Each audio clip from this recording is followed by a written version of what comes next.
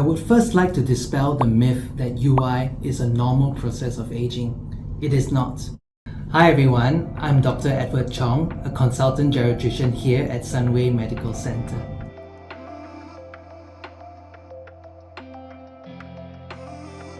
Urinary incontinence, or UI for short, simply means an unintentional or involuntary leakage of urine.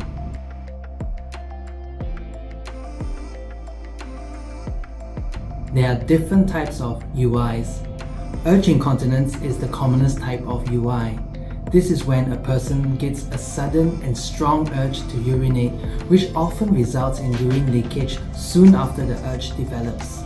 Potential causes include medications that you take, certain neurological conditions such as stroke or dementia, urinary tract infections, or even bladder stones or tumors. Stress incontinence is another common type of UI when you may have spurts of urine leakages, especially when you cough or sneeze. It is often a result of a weakened pelvic floor muscle. Overflow incontinence often requires immediate medical attention. This often occurs when you are unable to urinate despite having a full bladder. Eventually, you end up leaking some amount of urine due to the high pressures within your bladder. This is often caused by an obstruction or a weak underactive bladder. You may also have a combination of UIs, and this is known as mixed incontinence.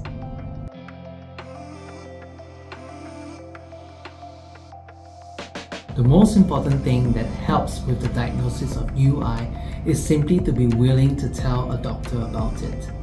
As geriatricians, we always explore this condition with our patients, and if UI is present, we would often attempt to identify the cause of the UI, which commonly involves a urine test or a bladder diary for a start.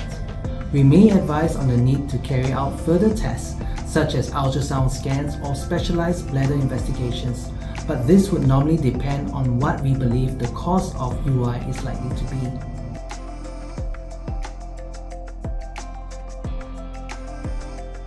First and foremost, most UIs can be managed effectively with simple lifestyle modifications such as changing the type of fluids you take and when you take them, losing weight if you are overweight, exercising regularly with a focus on pelvic floor exercises, and consuming more water and fiber to avoid constipation. If lifestyle modifications are ineffective for you, your doctors will explore other options with you such as oral medications, minimally invasive procedures, or even surgery.